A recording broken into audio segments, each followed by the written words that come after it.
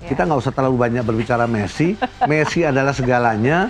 Messi adalah satu orang yang mampu merubah segalanya. Itu jadi sosok penyihir juga ya? Betul. Padahal bagaimana perjalanan Argentina sebelum mengalahkan Inggris.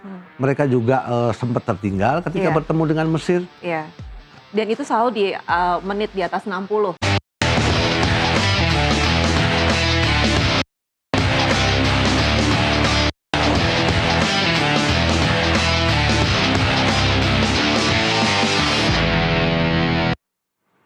Salam olahraga, halo selamat malam Sportmania. Senang sekali saya Permatasari harap dapat hadir kembali menjumpai Anda di Sportcast Nusantara TV untuk bahas update terkait Pesta Bola Dunia 2026 yang sudah memasuki sebentar lagi adalah perebutan tempat ke-3, 4 dan juga finalnya nih. Tapi tentunya untuk membahas ini saya tidak sendirian, sudah ada teman saya di samping, ada yang biru-biru juga.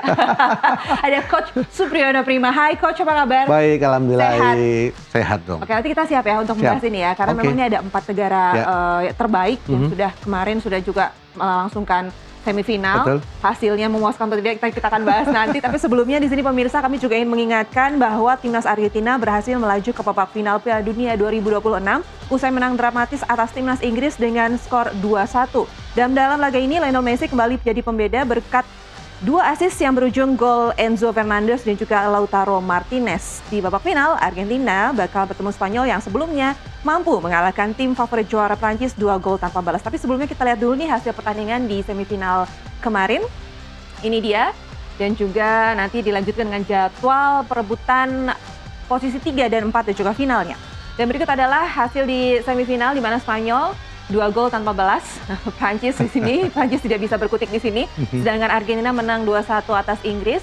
Dan nantinya akan ada perebutan tempat ketiga tanggal 19 Juli akan ditayangkan pada 4 dini hari atau 4 pagi gitu. Ada Prancis berhadapan dengan Inggris. Lalu di babak final ada Argentina berhadapan dengan Spanyol yang akan disiarkan langsung pada pukul 2 pagi waktu Indonesia Barat. Oke, Coach, ini menarik ya kalau kita membahas 4 tim terbaik atau 4 negara raksasa lah yang memang sudah berhasil melaju sampai semifinal kemarin. Gitu. Tapi kalau misalnya dari pandangan Coach Supriyono Prima selaku mantan pemain timnas Indonesia, apakah mereka sudah layak, negara ini memang sudah pantas berada di semifinal hingga nantinya berebut di final? Iya, membangun sebuah timnas itu kan nggak gampang, tidak mudah. Perlu proses, perlu perlu support, kemudian perlu biaya yang besar. Spanyol, saya pikir bagaimana mereka berangkat dari 2008, 2010, kemudian 2012 mereka juga berprestasi, berangkat dengan membangun sebuah fondasi tiki-taka, kemudian Prancis di eranya Deschamps, 12 tahun dia tanganin. Deschamps sebagai pemain juga mampu merebut gelar juara. Begitu menangani Prancis pun juga ada sesuatu yang luar biasa istimewa. Saya pikir Deschamps dengan kontribusi terakhir pencapaian performa Prancis, saya pikir legend, ya kan? Artinya Prancis, Spanyol, Argentina itu juga memiliki sebuah fondasi yang kuat selain kompetisi ya. Bagaimana generasi emas, bagaimana pemain-pemain muda bermunculan dengan bakat yang luar biasa. Sebelum kalah kita selalu mendengar bagaimana kinerja dari tim Prancis, ada Olise, kreativitasnya ketika dia menari-nari, bola-bola gol yang diciptakan oleh Mbappe juga semuanya berawal dari kreasi dari seorang Olise.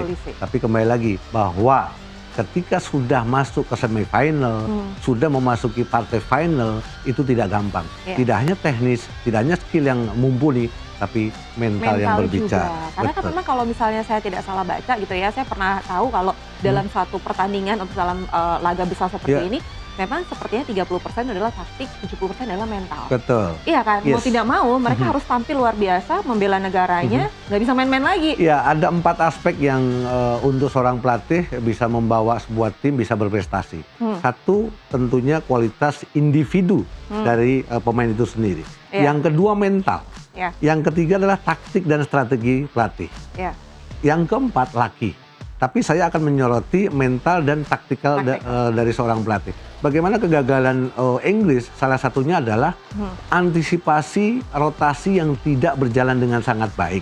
Sehingga ketika Tuchel melakukan satu rotasi dalam tanda kutip blunder, mencoba untuk bermain bertahan, ada keunggulan, ada kepercayaan diri yang muncul dari Argentina. Muncullah sosok Messi. Kita nggak usah terlalu banyak berbicara Messi. Messi adalah segalanya. Messi adalah satu orang yang mampu merubah segalanya. Itu jadi sosok penyihir juga ya? Betul. Padahal bagaimana perjalanan Argentina sebelum mengalahkan Inggris. Mereka juga sempat tertinggal ketika bertemu dengan Mesir. Dan itu selalu di menit di atas 60. Ya, kalau ada makanya kalau banyak orang yang mengatakan bahwa Messi anak emas, itu sudut pandang yang berbeda. Tapi kalau saya sebagai seorang mantan yang sekarang lagi belajar untuk ngelatih, ini sebuah sistem kenikmatan ketika tertinggal. Bagaimana mentality berbicara, bagaimana style of play itu memang harus konsisten. Kemudian mencoba mengeksploitasi lawan dari sisi flank. Dan hasilnya gol-gol yang tercipta ketika mengalahkan Mesir pun gol-gol yang saya pikir gol-gol yang sangat amazing gitu. Bagaimana Enzo mampu menciptakan gol dengan sangat indah. Tapi sekarang gini, kalau kita lihat dari dua semifinalis kemarin yang kita tahu gitu ya, mana yang paling layak disebut final sebelum final? Final kepagian mungkin Prancis Spanyol ya. Iya kan? Tapi sangat disayangkan. Sangat disayangkan. Saya begitu menunggu untuk Prancis itu bisa berada di puncak. Karena kembali lagi bahwa musim ini di Piala Dunia sekarang produktivitas mereka kan luar biasa.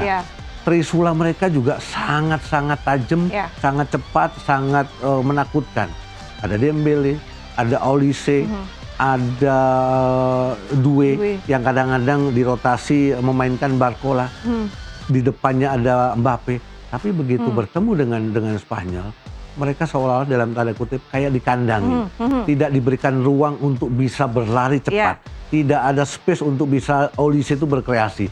Ini kan sebuah taktikal yang memang menjadi pembelajaran untuk kita semua sebagai seorang pelatih, bahwa kebintangan, kecepatan seseorang itu bisa diantisipasi ketika taktikal bisa berjalan dengan sangat baik. Artinya ada kedisiplinan yang harus dilakukan oleh setiap individu pemain di setiap posisi. Di setiap posisi. Biarpun di partai sebelumnya terlihat oke, belum tentu pas kemarin ternyata kita nggak tahu ya. Kok sama sekali tidak ada pergerakan, itu semua dikunci. Jadi tidak diberi ruang untuk berlari atau bergerak sampai akhirnya harus ada skor 2-0 di situ antara Prancis melawan Spanyol. Mau tidak mau Prancis harus respect, harus hormat. Bahwa harus bisa legowo lah kata orang Jawa, bahwa mereka mengalami kekalahan dalam hal taktikal. Jadi kalau faktor utama keberhasilan Spanyol atas Prancis adalah taktikal. Saya melihat taktikal dari De La Fuente berjalan dengan sangat baik. Kedisiplinan para pemain-pemain Spanyol luar biasa. Kita ambil ketika mereka mencoba untuk para pemain melakukan build up pemain-pemain Perancis. Bagaimana Oyarzabal yang diharapkan untuk menjadi striker, tapi di saat para pemain-pemain Perancis melakukan build up, dia tidak mencoba untuk menekan tinggi, tapi hanya berada di antara dua center back pemain-pemain Perancis. Sehingga aliran bola ke kanan, aliran bola ke kiri semuanya sudah tertutup. Karena apa? Yamal pun juga sudah berdiri tinggi. Begitu juga dengan Cucurella. Dan yang menarik buat saya adalah kolaborasi dua center back dari Spanyol, Kubasi dan Laporte, sangat bergandengan erat dengan Rodri, kemudian ada Fabian Ruiz di sana. Yang akhirnya tiga pemain dari Prancis tidak ada space, tidak ada ruang sedikit pun. Karena apa? Jalur passing vertikal selalu tertutup. Nah, tapi kalau kita menyikapi tadi coach juga mengatakan taktik yang dikerahkan oleh sang pelatih De La Fuente itu berhasil gitu ya diterapkan oleh para pemain dari Spanyol, ya, sehingga memang tidak ada pergerakan yang bisa dilakukan oleh Prancis. Jadi net skor 2-0. Tapi kalau kita melihat menyoroti perjalanan dari coach De La Fuente sendiri, kan memang bukan sosok yang terkenal ya.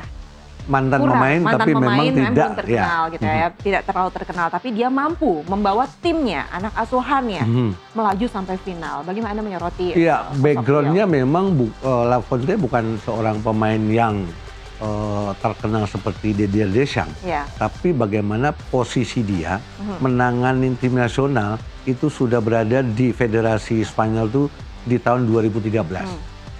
Awalnya adalah bagaimana dia dipercaya untuk menangani timnas Spanyol U19, di mana Rodri pun mampu meraih gelar juara dan mengalahkan Prancis. Setelah U19 melonjak lagi U20, U21. Artinya apa? Artinya ketika dia membangun sebuah tim nasional yang kuat, dia sudah memahami karakter individu-individu yang dia pilih di skuad World Cup 2026 ini. Di pertandingan terakhir kita tahu Pedri tidak dimainkan. Artinya ada kebutuhan yang memang tidak terpenuhi dari sisi seorang Pedri. Kemudian Fabian Ruiz yang dimainkan. Pemain-pemain sekelas Pedri aja dicadangkan. Iya kan? Artinya dia membutuhkan pemain-pemain yang lebih vertikal, lebih punya progres, lebih punya keberanian, tidak hanya defense, tapi bermanuver di sepertiga pertahanan dari Prancis. Karena pastinya juga setiap pelatih punya pandangan sendiri tentang anak asuhnya, mana yang dibutuhkan untuk melawan ini, siapa ini. Mereka pasti sudah melihat ya titik-titik mana formatnya seperti apa. Tapi kalau kita membandingkan skuad tahun ini dengan 2010, seperti apa? Spanyol bisa berawal, kekuatan mereka itu kan pondasinya kan sebenarnya kan tiki taka. Banyak sekali pemain-pemain yang memang berkiprah dibesarkan dari La Masia, di mana ada Xavi, ada Iniesta, dan momen Spanyol bisa dikatakan era itulah generasi emasnya Spanyol. Tapi La Fuente berani untuk sedikit merubah tiki taka, tidak menghilangkan, merubah tiki taka, walaupun ball possession-nya masih kuat, tapi mencoba untuk mengkolaborasikan pemain-pemain muda dengan pemain-pemain yang memiliki pengalaman dengan tren sepak bola sekarang. Contohnya apa? Ketika era tiki taka, para pemain Spanyol tidak berani untuk melakukan garis pertahanan yang tinggi. Tapi sekarang dengan false nine yang diterapkan oleh De La Fuente, mereka mencoba ketika Prancis melakukan build up, mereka berada di garis pertahanan yang tinggi. Itu kan salah satu evolusi yang saya pikir sebuah evolusi yang sangat positif, walaupun tidak meninggalkan tadi tiket dekat dengan ball position yang kuat. Oke, nah ini menarik kalau kita melihat bagaimana Spanyol dengan anak-anak freshnya, anak mudanya, nanti juga akan bertemu dengan Argentina, ada sang penyihir di sini, ada Messi. Kita akan melihat seperti apa dan itu juga akan membahas bagaimana kira-kira pertandingan akan berjalan seperti apa. Tapi kita break sejenak, jangan kemana-mana, podcast akan segera kembali.